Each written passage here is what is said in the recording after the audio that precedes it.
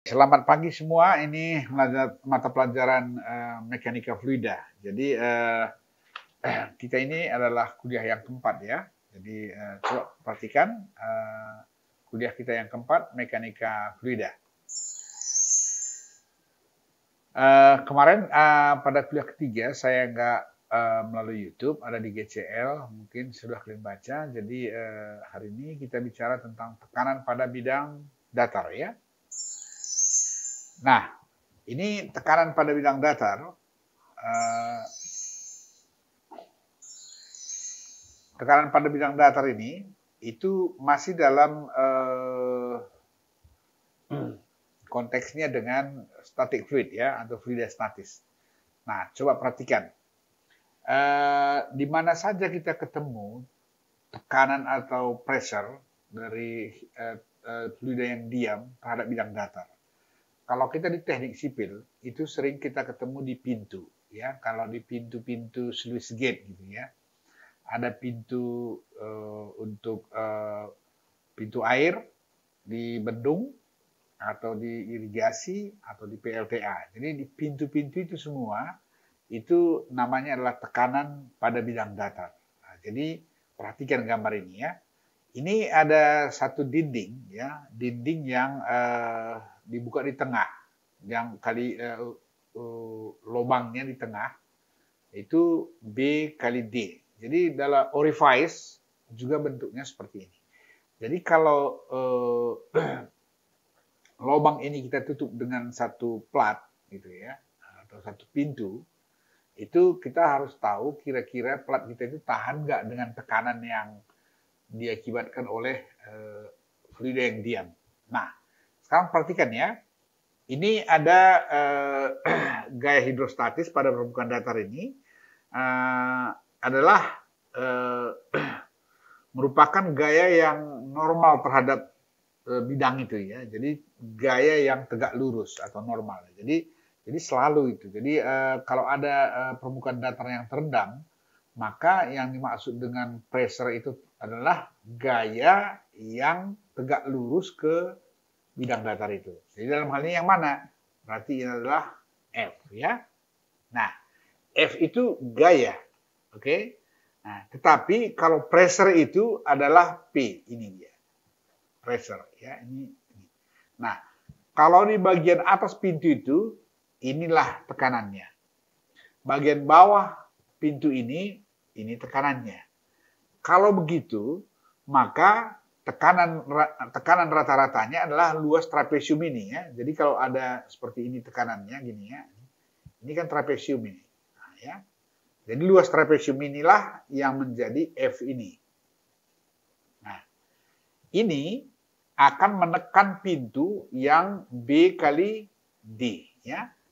Nah, jadi orientasi dari tekanan itu seperti itu. Jadi tetap saja kalau pintu kita di samping, dia akan menerima tekanan seperti itu. Nah, jadi dengan demikian ya, kalau kita perhatikan, maka besarnya total gaya diterima oleh dinding persegi dengan B kali D pada gambar di atas ini adalah sama dengan F kan?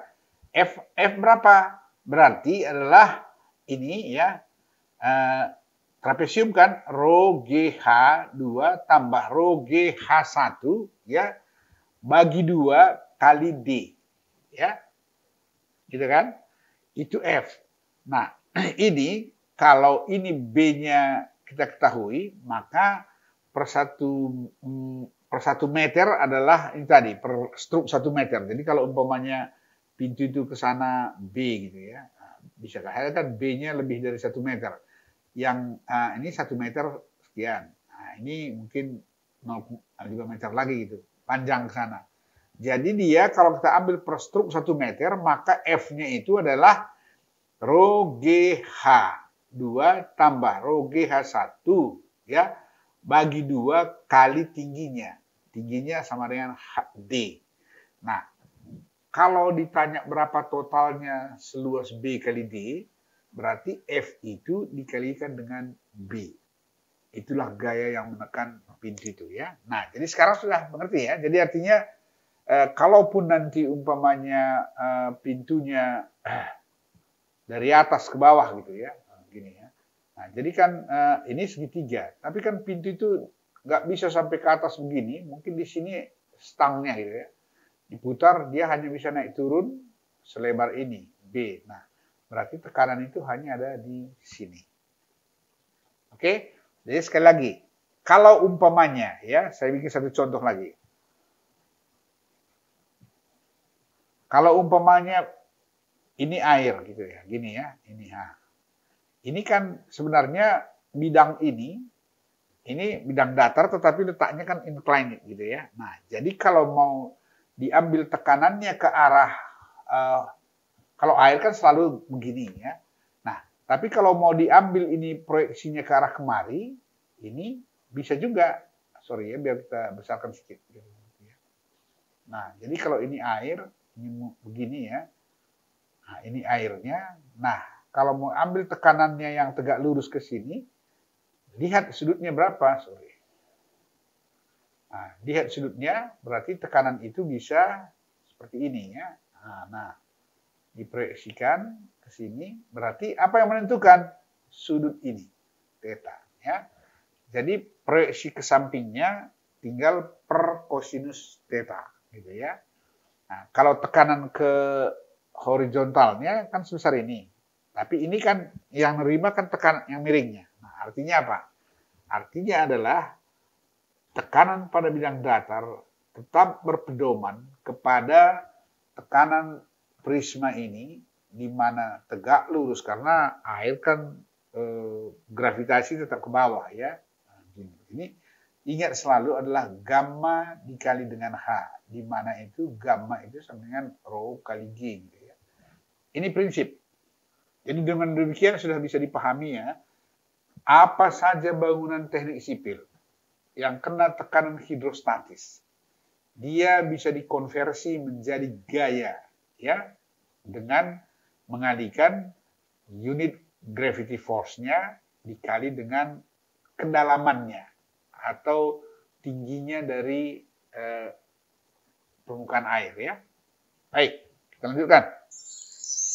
Nah, sekarang kita masuki satu contoh ya. Ini ada satu contoh di aplikasi teknik sipil yang bisa Anda lihat selalu di lapangan ya. Nah, bisa saja ketemu di lapangan. Jadi ini kita ikuti soal ini ya. Soal. Misalkan sebuah bangunan yang ditempatkan pada sebuah saluran di mana air akan keluar pada ketinggian air sama dengan A. Nah, seperti pada sketsa di bawah ini. Pintu terbuat dari baja dengan berat 254,95 kg per meter kuadrat. Beratnya maksudnya massanya ya. Hitung berapa besar A. Artinya begini.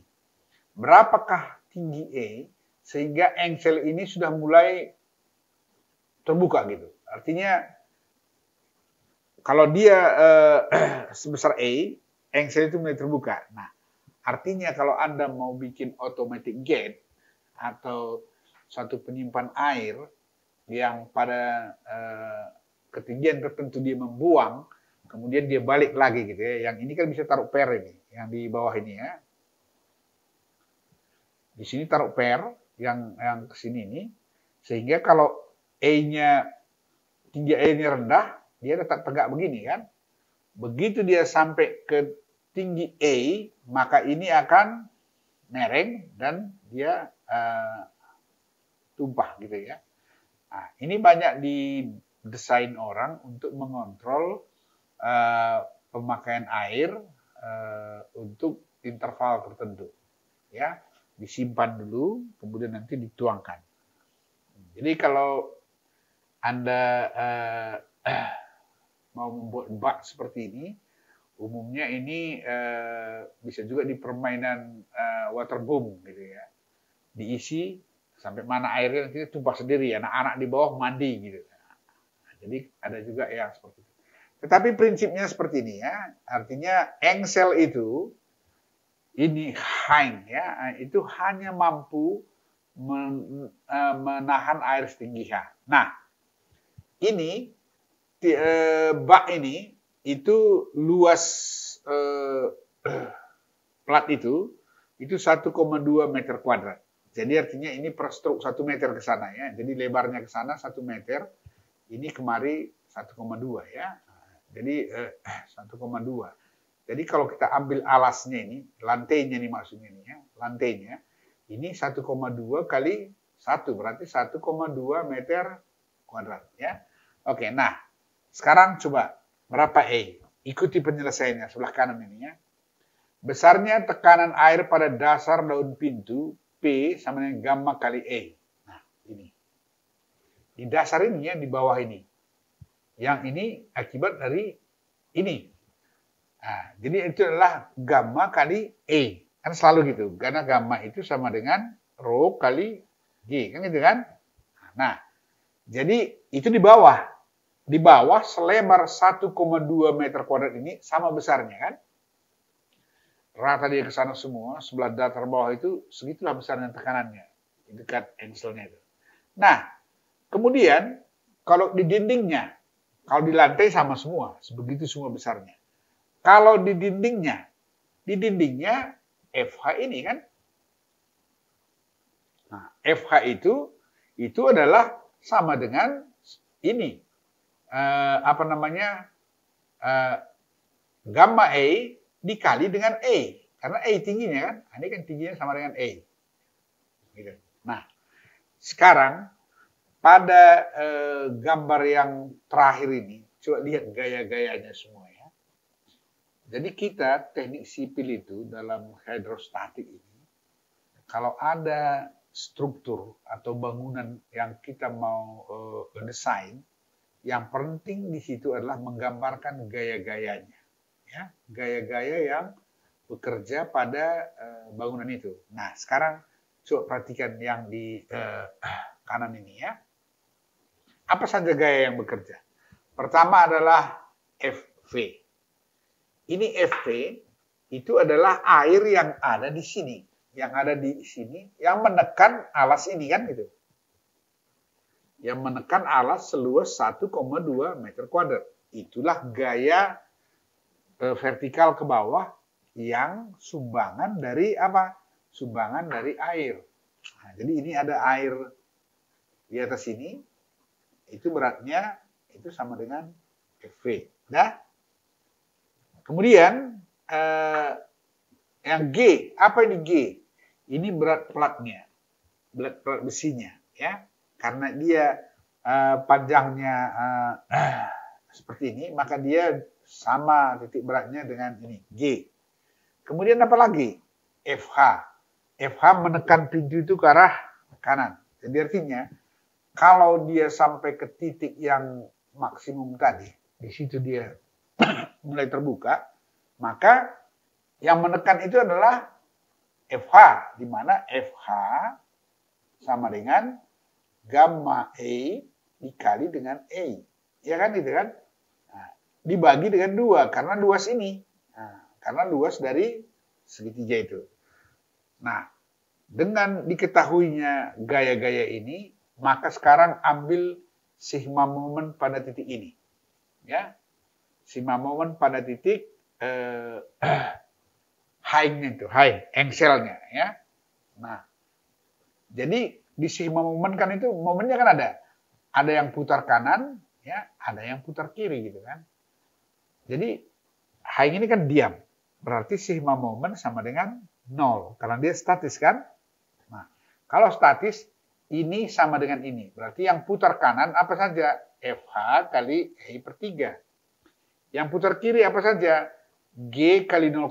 Karena setengah dari 1,2 ya. Tambah FV kali 0,2. Itu karena struktur kita diam, berarti momen itu kan sama dengan 0, sigma momen, jumlahnya.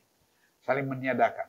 Berdasarkan ini, maka kita akan memperoleh satu persamaan yang seperti ini. Ya. Sekali lagi saya ulangi ya, dengan bentuk konstruksi ya seperti gambar kita ini, ya, yang ini, ya, yang perlu kita kerjakan adalah sebenarnya adalah menentukan besar dan titik tangkap gaya-gaya yang bekerja pada struktur kita ini.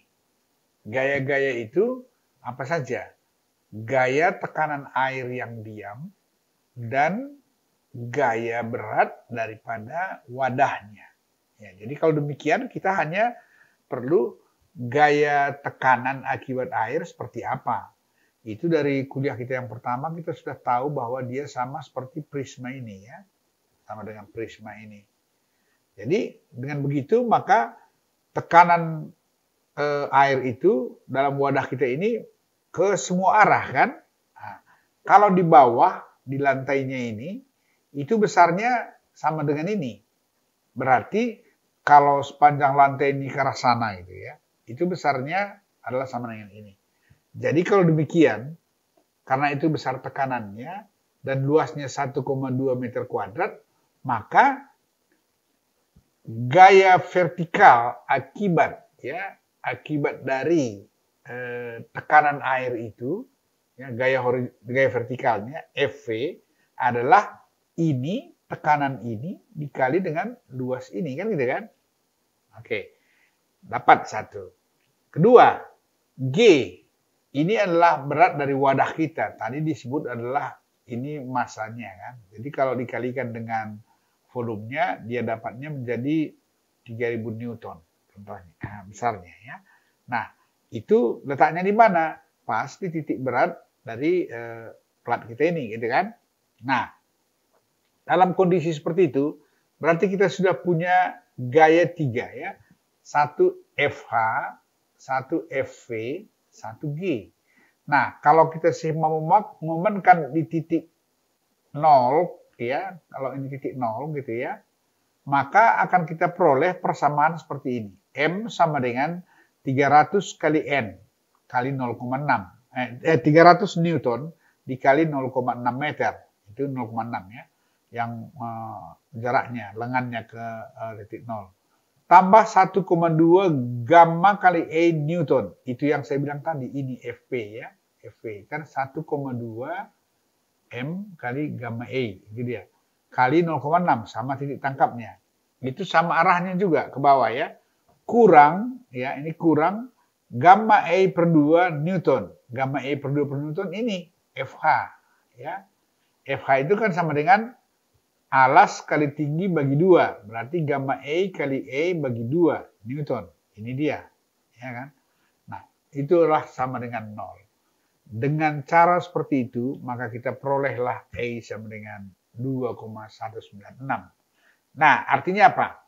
Artinya, pada saat E sama dengan 2,196 itu, 2,196, maka pintu kita itu, ini adalah engselnya, itu sudah mulai berubah tempat dari tegak ke mereng gitu ya. Sudah mulai terbuka, itu artinya.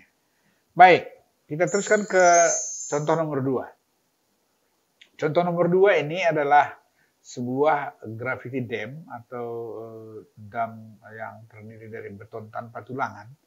Itu gaya-gayanya seperti ini. Perhatikan ya, perhatikan gaya-gayanya.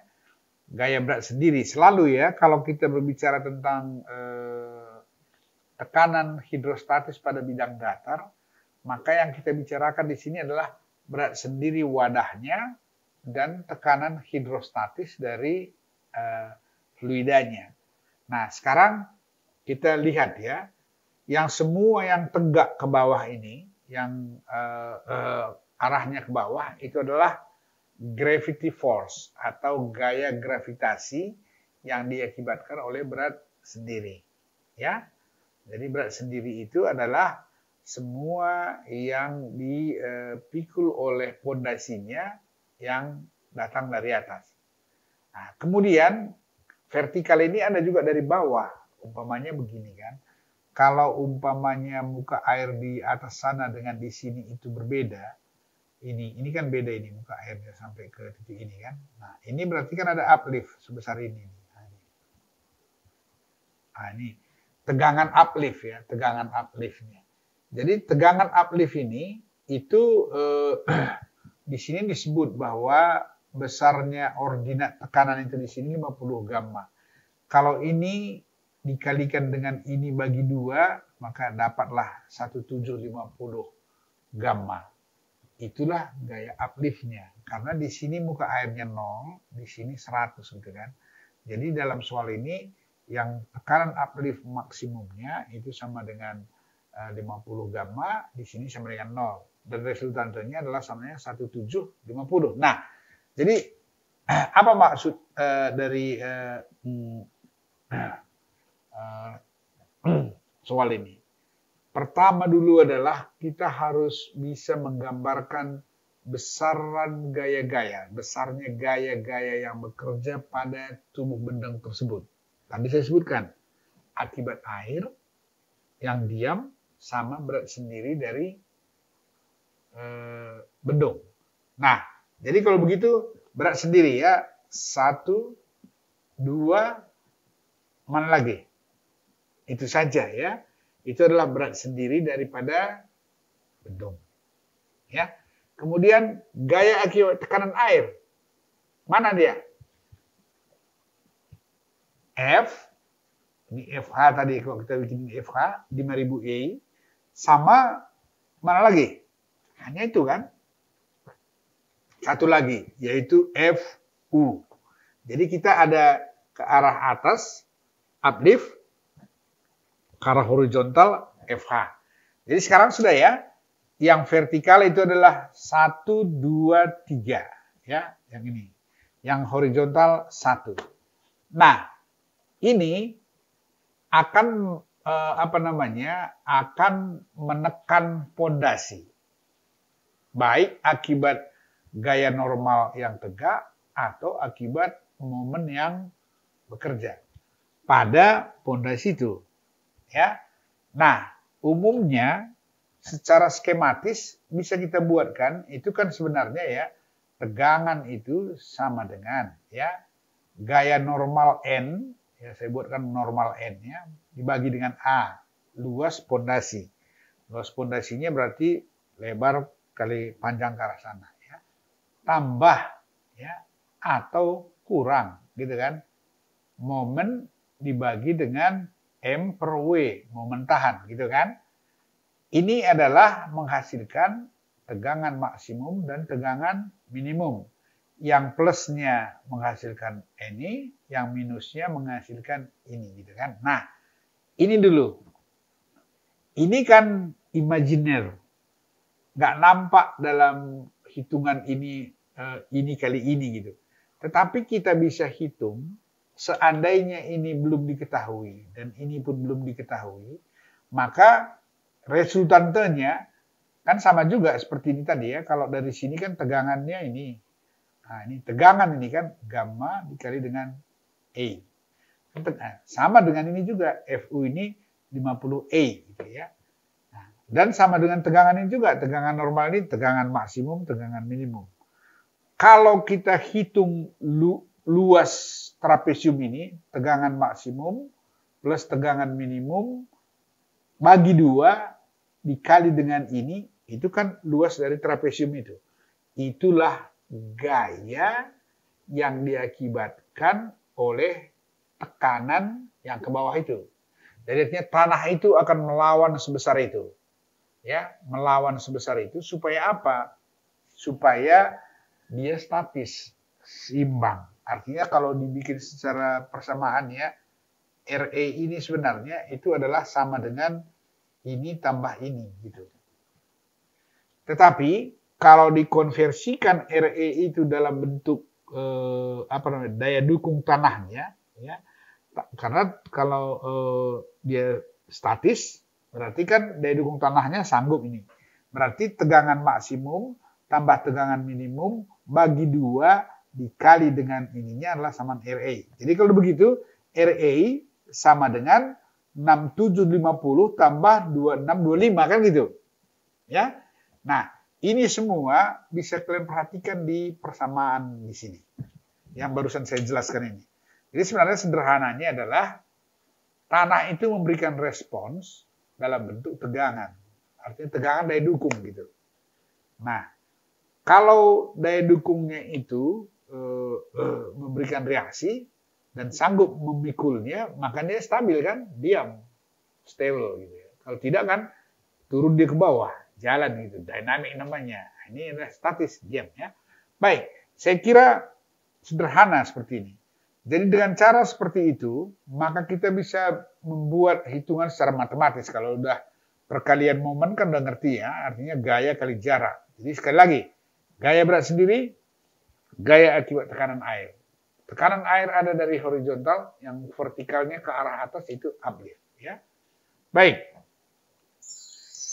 Nah, kalau itu kita teruskan, ya, ini adalah trapesium tadi. Ini respon dari tanah, ya. Ini sebenarnya adalah respons pondasi, ya. Nah, respon pondasi ini kan harus bisa mengimbangi gaya yang dari atas tadi kan, berat sendiri dari bendung. Tadi ada 2 ya. Nah, jadi ini katakan ini adalah G1, ini G2 gitu kan. Jadi sebenarnya RA ini harus sama dengan G1 plus G2, di mana G1 itu adalah yang 4 persegi, yang segitiga ini adalah G2 gitu kan. Nah, sesederhana begitu. Tetapi ingat, ada satu tadi dari bawah adalah FU kan. Nah, jadi kalau begitu, ini adalah RA sama dengan G1 tambah G2 kurang FU. Gitu. Nah, ini artinya kondisi seperti ini akan mengakibatkan ada keseimbangan. Artinya yang dari atas dan dari bawah sama, jadi diam. Ya. Nah, jadi kalau itu dibuat ya menggunakan satu statis moment ya, artinya pada diagram trapesium itu diperoleh besaran seperti ini. Statis moment maksudnya luas dikali jarak ya. Luas kali jarak, umpamanya kalau kita ada bentuk begini ya. Begini kan. Nah, ini kan bisa di statis moment kan. Ini luasnya adalah A1. Jaraknya ke sini adalah X1. Ini luasnya adalah A2. Jarak titik beratnya ke sini adalah 2/3 kali L gitu. Kalau diambil di statis moment ini, maka nanti akan kita dapatkan titik tangkap X tadi kan gitu ya. Dan kalau kita ganti ini dengan notasi-notasi tegangan, maka kita akan peroleh ini. Ya, hubungan ini. Nah, hubungan-hubungan seperti ini, maka kita akan peroleh besaran tegangan maksimum sekian dan tegangan minimum sama dengan sekian. Nah, ini adalah aplikasi yang kedua dari hidrostatis atau fluidostatis. Karena di sini hanya yang bekerja berat sendiri gravity dam plus pressure air. Ya. Jadi sekali lagi ingat, pressure air itu kalau uplift itu begini ya. Kalau umpamanya di uplift itu kalau umpamanya ini bendung tadi kan, saya buatkan aja begini ya. Di sini ada muka air sini. Di sini nggak ada gitu kan. Ini kan ada namanya hydraulic grade line ya. Akibat hydraulic grade line ini di pondasi ini ya, di sini akan ada satu diagram tekanan yang namanya FU gitu. Itu kenapa?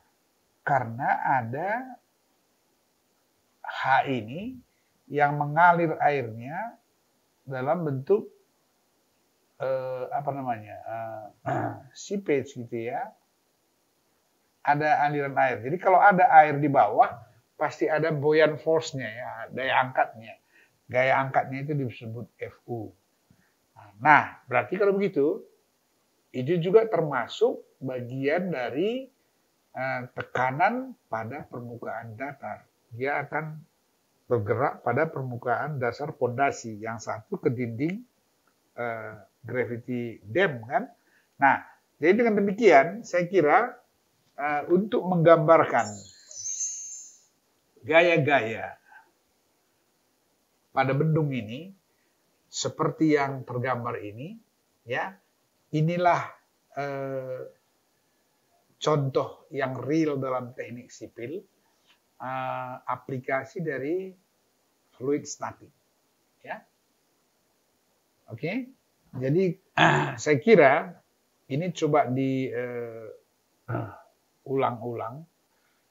Prinsipnya adalah dalam tekanan pada permukaan datar ini, gunanya adalah untuk menghitung gaya akibat tekanan hidrostatis terhadap wadah atau bangunan teknik sipil. Oke, jadi kalau tadi kita sudah berbicara tentang tekanan pada permukaan datar, maka kita sekarang ke buoyant force ya.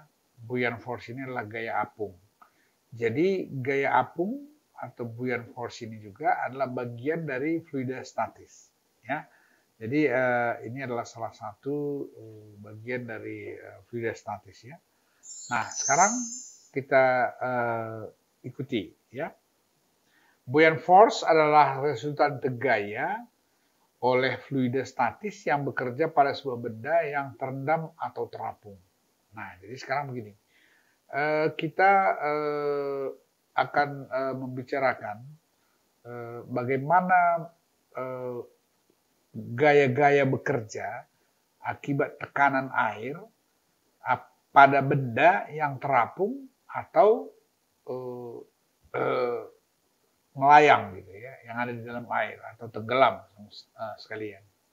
Nah, ini kalau kemarin kan kita bicara tekanan ya. Tekanan itu seperti hukum Pascal itu kan sama semua tekanannya pada level yang sama. Nah, tekanan ini juga itu bisa menjadi salah satu daya apung apabila tidak seluruh benda itu terisi oleh air. Artinya ada sebagian yang tidak kena air gitu ya. Nah, seperti contohnya kapal. Kapal itu kalau dilihat beratnya kan besi pasti lebih berat dari air ya, berat jenisnya. Tapi karena permukaannya lebar, berarti tekanan hidrostatis tadi itu bisa mengapungkannya, mengangkat ke atas gitu. Kalau pada bagian sisi yang lainnya tidak diisi oleh air gitu, kosong. Atau diisi pun air tidak seberat yang air penuh gitu. Ini penting karena nanti dalam banyak hal mekanika fluida ini kita akan perlukan dalam pembuatan tongkang, ponton untuk mengangkat barang atau menyeberangkan barang di sungai, mengeluarkan barang di danau gitu ya. Nah, yang paling jelas adalah di pelabuhan. Nah, ada kapal ya. Ini adalah bagian dari mekanika fluida. Nah, kemudian ada beberapa prinsip dari buoyant force ini yang harus diingat ya. Buoyant force senantiasa bekerja vertikal ke atas. Namanya pun gaya apung, pasti ke atas ya. Nah, resultan gaya ke arah horizontal pada sebuah benda yang terendam atau terapung ya. Sorry ya, ini yang terapung ya, terapung atau terendam sebagian, ya, terapung atau terendam sebagian atau terendam seluruhnya gitu ya. Itu apa namanya karena airnya diam gitu ya. Itu nggak ada gaya horizontalnya. Nah, jadi kalau begitu kita hanya berbicara tentang apa namanya gaya yang bekerja ke bawah atau ke atas gitu. Jadi kalau begitu tadi udah bilang bahwa buoyant force senantiasa bekerja vertikal ke atas. Berarti asal katanya buoyant force ke atas lah itu. Kemudian ke bawah apa? Gravity force. Jadi ingat dua ya. Karena apa? Horizontal nggak ada dalam benda yang ada di dalam air, baik terapung, melayang atau terendam, ya, terendam seluruhnya, tenggelam. Buoyant force pada sebuah benda yang terendam adalah merupakan selisih antara komponen gaya tekanan pada sisi bawah dengan sisi atas benda tersebut. Nah, Ini sekarang sudah mulai jelas ya. Buoyant force adalah buoyant force pada sebuah benda yang terendam. Nah, sekarang kita lihat gambar berikut ini ya. Ini benda yang terapung. Ini benda yang melayang. Nah, jadi kita sebut ini terendam sebagian, ya kan? Ini terendam seluruhnya. Nah, jadi kalau tenggelam ya di dasar ini gitu kan. Ya. Nah, dalam kondisi yang seperti ini, kita lihat definisi yang tadi. Buoyant force pada sebuah benda yang terendam akan merupakan selisih antara komponen gaya tekanan pada sisi bawah dan sisi atas benda tersebut. Nah, sekarang perhatikan. Kita misalkan di yang ini ya, kita lihat ini. Gaya yang ke atas. Itu adalah gaya gravitasi fluida pada permukaan A, B, C. A, B, C. E, F, A. Nah, ini adalah gaya yang ke atas dari benda yang melayang seperti ini. Kemudian, gaya yang ke bawah. Gaya yang ke bawah adalah, kita sebut namanya V down, F down, ini tadi F up. Itu adalah A, D, C, E, F, A.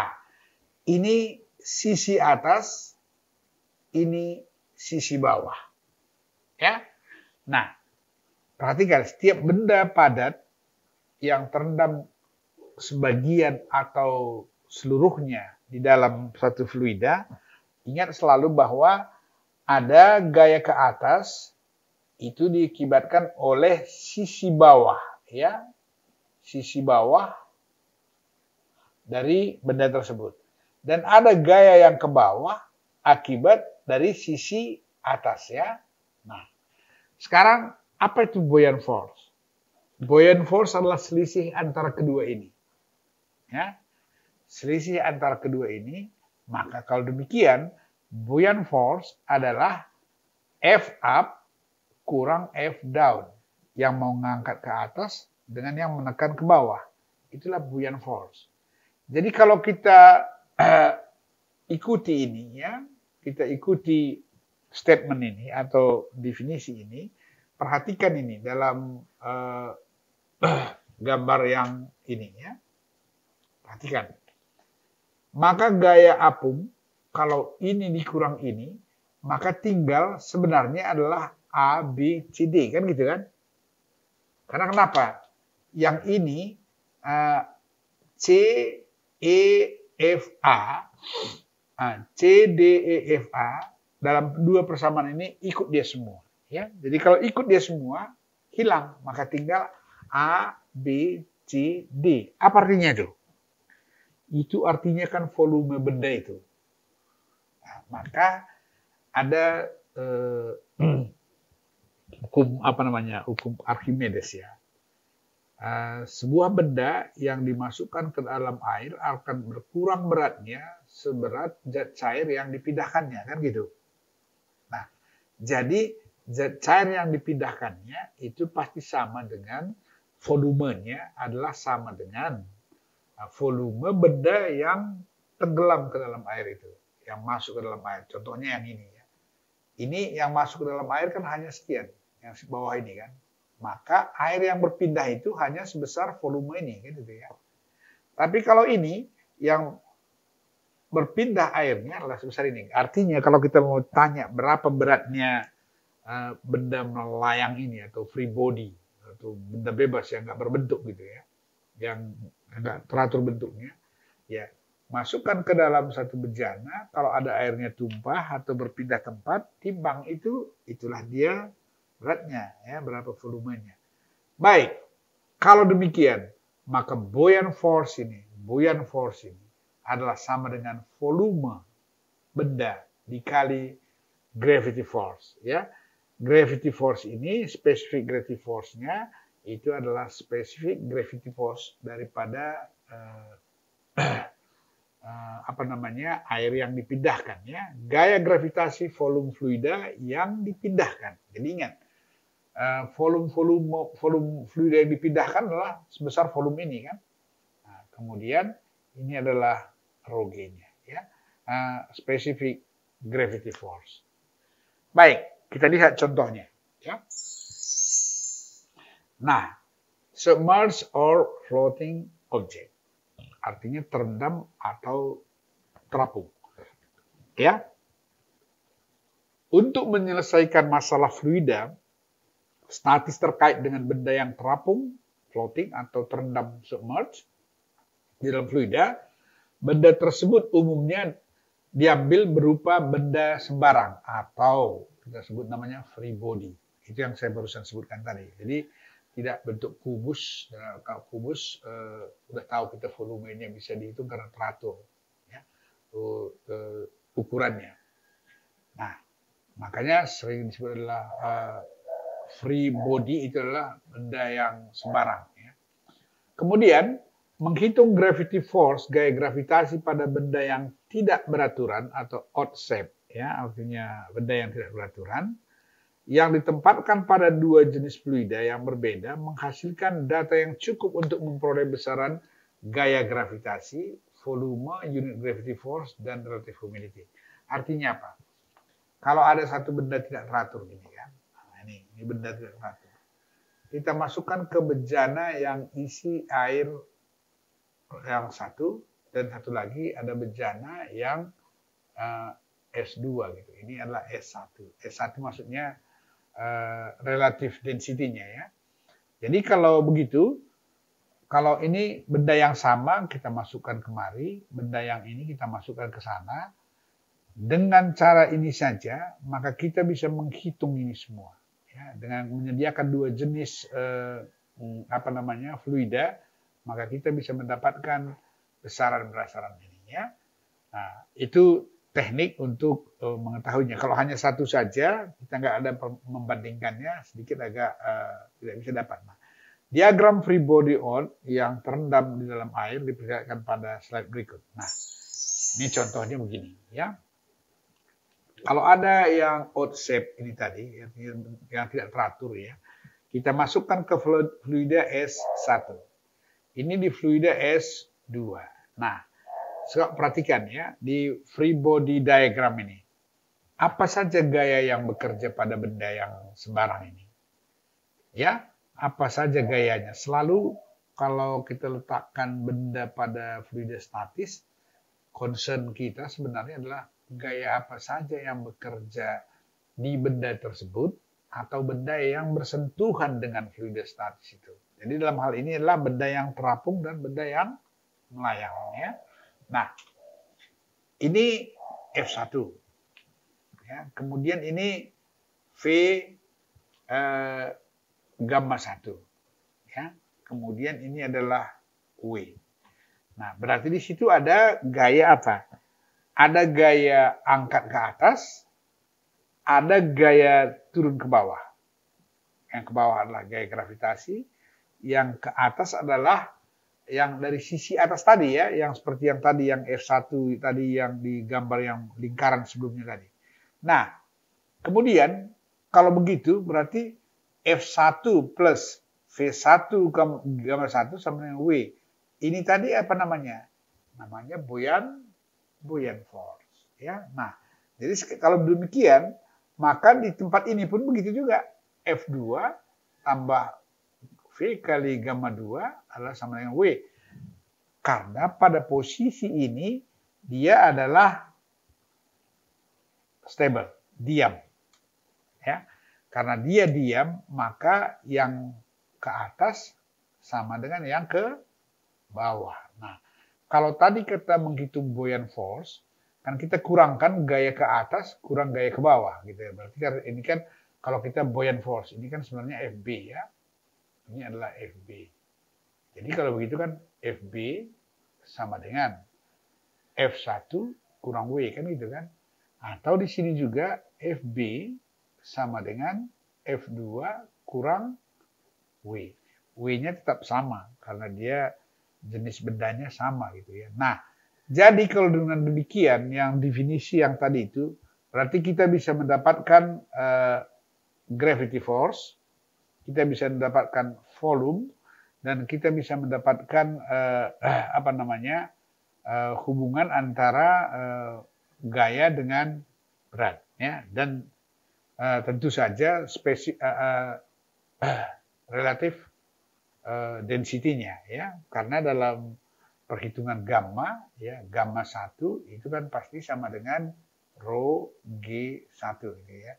Di sini kalau kita bandingkan ini rho fluid dengan rho water, gitu ya, ini kan sama dengan S, gitu ya. Nah, jadi oleh karena itu, maka dengan dua fluida seperti ini, kita bisa mendapatkan besaran-besaran relatif density, karena ini rho-nya tahu, rho air tahu, ya. Kemudian kita bisa mendapatkan specific gravity force, kita bisa mendapatkan volume dari benda padat tersebut, dan kita bisa mendapatkan gravity force ke bawah. Nah, ini adalah free body diagram untuk benda padat yang submerged atau suspended atau diam di dalam air, dan yang terapung. Ya, kita teruskan. Nah, benda terapung ini itu bisa dikatakan stabil, bisa juga unstable, dan bisa netral, ya. Jadi sebuah benda terapung pada fluida statis memiliki stabilitas secara vertikal. Jadi artinya kalau umpamanya ada air, gitu ya, kalau kita masukkan satu benda, gitu ya, katakan galah, gitu ya, galah seperti ini, gitu ya. Apakah ini stabil di dalam air ini? Kalau dia nggak stabil, nanti dia akan dini, atau mungkin dia akan tidur, gitu. Setelah tidur mungkin dia stabil, gitu kan. Jadi artinya kapan dia stabil, kapan dia labil, gitu. Artinya unstable. Nah, yang kita bicarakan itu adalah secara vertikal, apa merah ke kiri, merah ke kanan, atau ke sana, atau kemari, gitu ya. Nah, kedua, sedikit saja pergeseran sebuah benda terapung ke arah vertikal akan menyebabkan pengurangan volume air, betul. Nah, jadi umpamanya kalau ini ada benda, gitu, di dalam air, ini kita angkat ke atas, kan bagian yang terendamnya berkurang. Kalau bagian terendamnya berkurang, artinya apa? Berarti volume air yang dipindahkan oleh benda itu berkurang juga. Jadi ini akan mengakibatkan ketidakseimbangan gaya ke arah bawah, downforce, yang berusaha mengembalikan posisi benda tersebut ke posisi semula.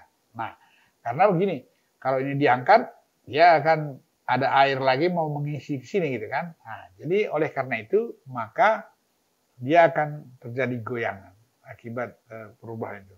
Kemudian hal yang sama juga terjadi apabila ada pergerakan ke arah bawah, ya. Nah, jadi kalau ini pokoknya kita tekan nih. Nah, jadi kalau ada benda padat begini, kita tekan. Berarti ini kan nanti masuk lebih dalam, gitu kan. Nah, ini akan mengakibatkan buoyant force-nya bertambah besar. Kenapa? Karena makin banyak benda tersebut yang terendam, berarti makin besar volume air yang dipindahkannya. Maka buoyant force-nya, daya tekannya ke atas akan tambah besar, ya. Jadi itu pun membuat dia tidak stabil, ya. Oke, kita teruskan. Sebagai contoh kira-kira seperti ini contohnya, ya. Kalau ada satu tongkat kayu, di bawah kita kasih pemberat baja, gitu ya, masif atau steel atau baja, gitu ya, metal. Nah, kalau kondisi seperti ini, kalau kalian lihat di kolamnya, nanti praktekkan saja. Ini tidak akan berubah bentuk dia, walaupun dipegang ke kiri, ke kanan, apa semacam, dia akan stabil seperti itu. Kenapa? Karena pusat masanya itu ada di bawah, gitu ya. Pusat masanya ada di bawah. Coba bandingkan dengan yang ini, ya. Ini pusat masanya ada di atas, gitu ya. Ini pusat massa. Jadi pusat massa itu apa namanya? Center of gravity. Ya. Center of gravity-nya di atas, ini center of gravity-nya di bawah. Ini tidak stabil. ini artinya kalau di conteng gini aja gitu ya, dia bisa berubah posisinya menjadi ini. Nah, jadi semua benda padat kalau begitu perlu dicarikan di mana center of gravity-nya. Ya, apakah dia ada di bawah atau di atas gitu. Nah, kalau ini netral, ini kemanapun di tipping ke sini berputar tapi dia akan netral ya. Ini yang disebut namanya adalah stabilitas benda terapung dan terendam pada fluida statis. Sekarang ini dalam contoh stabilitas tadi seperti ini ya. Nah, sekarang coba kita lihat dalam bentuk yang lebih sering kita jumpai di dalam praktek teknik sipil ya. Umpamanya begini. Kalau kita lihat ini adalah contoh saya buat ini adalah tongkang. Nah, jadi stabilitas benda terapung. Ini kita cerita terapung karena mungkin kapal ya, kapal, tongkang. Nah, itu sering harus terapung karena itu mekanika fluida itu. Nah, sekarang coba perhatikan gambar A ya. Pusat apung benda padat yang terapung selalu berada pada titik pusat volume air yang berpindah. Nah, jadi pusat gaya apung itu kan buoyant force ya, dari ke atas itu. Jadi artinya pusat gaya apung itu atau titik tangkapnya itu selalu ya berada pada titik pusat volume air yang berpindah. Jadi kalau di gambar A ini ya itu adalah BO ini ya. Nah, coba perhatikan. Kalau umpamanya ini tertutup semua ya ponton kita ini kan nggak bisa masuk air nih. Maka dengan berat sendiri dari ponton ini, maka dia akan tenggelam setinggi ini. Katakan ini adalah setinggi H gitu ya. Nah, jadi kalau dia tenggelam setinggi H, maka titik tangkap buoyant force itu akan selalu pada titik berat volume L kali H. Ya. Jadi kalau ini segi ampat yang teratur begitu ya, maka ini sebenarnya adalah di sini adalah setengah L, ke sini adalah setengah H gitu ya. Nah, jadi ingat selalu ya, titik tangkap buoyant force itu ada pada titik berat dari fluida yang berpindah atau tergeser akibat berat dari benda padat itu atau volume benda padat yang terendam. Nah, jadi kalau begitu ini volumenya ya, volume air yang dipindahkan itu kan sama dengan H dikali L kali B kan, kesana lebarnya berapa gitu. Kalau ini pontonnya atau kesana kita bikin panjangnya ya, panjangnya 20 meter berarti kali panjangnya kali P 20 meter itu. Nah, ini yang penting diingat bahwa setiap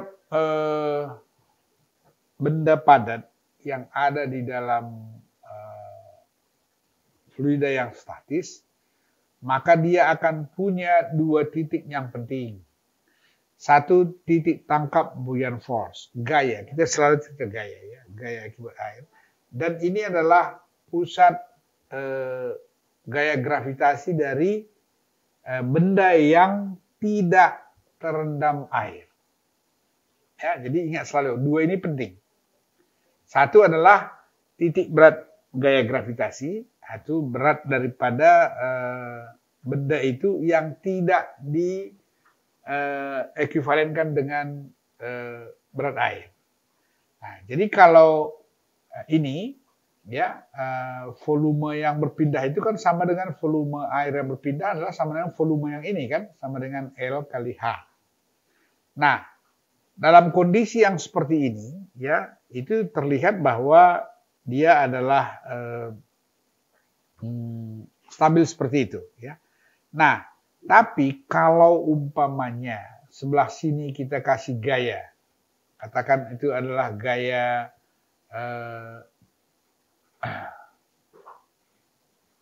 P gitu ya. Ya. Atau di tipping. Maka dia bisa berubah bentuk seperti ini kan? Seperti di B. Nah, kalau begitu ada kalanya ini dalam teknik sipil berapa besar P ini kita buat supaya jangan sempat ini guling gitu ya. Kalau terlalu besar dia guling. Kalau kapal gitu, oleng dia bisa tenggelam kan gitu kan. Nah, kalau kita punya ponton begitu juga. Berapa besar P supaya dia jangan terguling atau tipping gitu. Nah, ini ada hubungannya dengan buoyant force dan titik tangkap ini. Titik tangkap antara B dan G. Ya. Nah, mari kita perhatikan sebelah kanan ya. Nah, pusat gaya apung tadi sudah jelas. Adalah di pusat volume air yang dipindahkan. Ya. Nah, air yang dipindahkan. Nah, dipindahkan oleh benda padat itu. Yang berikutnya, dalam hal ini letaknya di bawah permukaan fluida dan berada di bawah titik berat benda yang di atas fluida G. Sudah jelas, itu gambar yang ini nih ya, yang ini. Nah, jika ponton pada gambar ini ya ditekan ke arah kiri seperti ini, seperti yang ini ya, maka pusat gaya apung, center of buoyant force B0-nya akan pindah ke B1. Dia pindah ke kiri. Kenapa? Karena bentuk daripada air yang dipindahkan itu jadi trapesium kan? Nggak lagi perpendikuler seperti yang gambar A. Berarti dia akan berat ke arah kiri. Nah, kalau dia pindah ke arah B, berarti kan sekarang center of gravity G yang di atas, ya, yang di atas ini, yang G yang ini tadi, ini kan nggak berubah dia kan, dia posisinya tetap di posisi titik berat yang tidak terendam. Nah, tapi dia ada di atas sana. Nah, sekarang kalau kondisi seperti ini, kapan dia ini tidak terguling gitu? Ya, kapan tidak berapa besar P supaya dia jangan terguling? Nah, untuk ini kita harus cek stabilitasnya. Garis vertikal yang ditarik melalui B-aksen memotong garis berat original di titik M. Jadi dari titik B-aksen ini tadi kita tarik garis tegak lurus gini. Ini sejajar dengan arah gravitasi ya. Nah, nanti dia akan potong yang ini biar saya gambar ulang. Nah, ini kita tarik garis yang ke bawah ini. Kemudian yang lama akan ada di sini. Nah, dia akan memotong di titik M ini. Nah, gitu ya. Jadi kalau saya besarkan sedikit gambarnya biar bagus ya. Ini garis yang lama. Kemudian ini adalah B-aksen ya. Kemudian itu titik G-nya ada di katakan G di sini ya. Kita permukaan air kita dari sini. Nah, ini adalah titik M. Gitu. Ini tegak lurus garis ya. Ini karena bergeser karena ditipping tadi ya. Karena ditipping dia udah seperti itu bentuknya. Nah. Jadi kalau kita perhatikan ini ada titik M itu kalau dalam hal ini berada di atas G gitu ya. Nah, jadi ini perlu diingat. Jika titik M berada di atas titik G, maka benda padat tersebut seimbang. Jadi nggak akan tergelintir dia, nggak akan sepanjang titik M-nya di atas titik G, maka tidak akan guling kapal itu atau ponton itu tidak akan guling. Jadi kalau begitu, apa yang membuat ini bisa guling? Apabila M-nya ini sudah berada di bawah G. Kapan itu bisa terjadi? Kalau ini ditipping terlalu jauh sehingga ini sudah berada di sini. Garis ini sudah memotong titik di bawah titik G. Nah, kalau demikian, maka yang penting dipastikan adalah supaya dia seimbang, itu pastikan titik M itu berada di titik G. Nah, di atas titik G. Nah, M itu di dalam buoyant force ini disebut namanya metasentrik. Ya, titik metasentrik. Kemudian jarak antara M ke G itu disebut namanya metacentric height.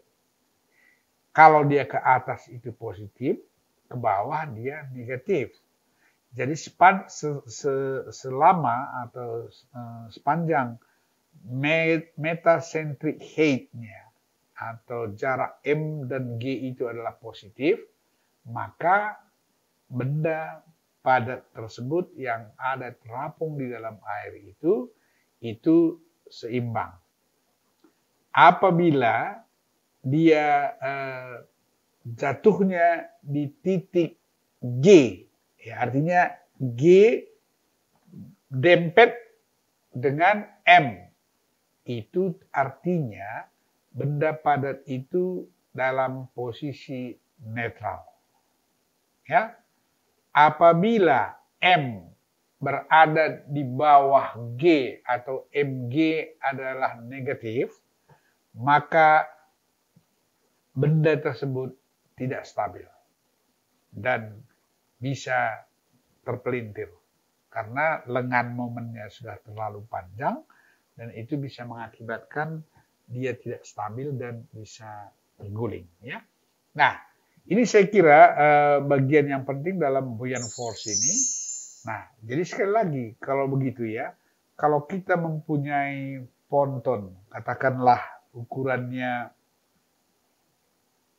seperti ini, L kali H, ini H besar, ini adalah E gitu ya. Nah, ini dalam muatan seperti ini, kadang-kadang kan nggak sentris kita ngasih muatannya begini. Nah, kalau dia sudah mereng seperti ini, ya, kalau kita ambil titik yang ini tadi, kita punya G-nya, umpamanya katakanlah di seperti ini ya, kita punya G di sini, kemudian ini sudah bergeser jauh begini, sehingga kalau kita tarik ke atas, ya, ke sini, karena ini sudah bergeser ke sini, ini G, ini yang jadi M gitu ya. Nah, ini sudah negatif. Nah, jadi kalau demikian, ini kan ini gaya yang di sini G, ya, G berat itu akan mempunyai lengan sebesar E dari titik ini, tapi udah sebelah luar gitu. Dia mau membuat ini supaya memelintir. Kemudian buoyant force kita kan kerjanya di sini nih, di sini ya. Nah, jadi ini juga mengakibatkan momen putar kiri, yang ini pun putar kiri. Nah, ini yang berbahaya, artinya bisa membuat ini jadi terguling gitu ya.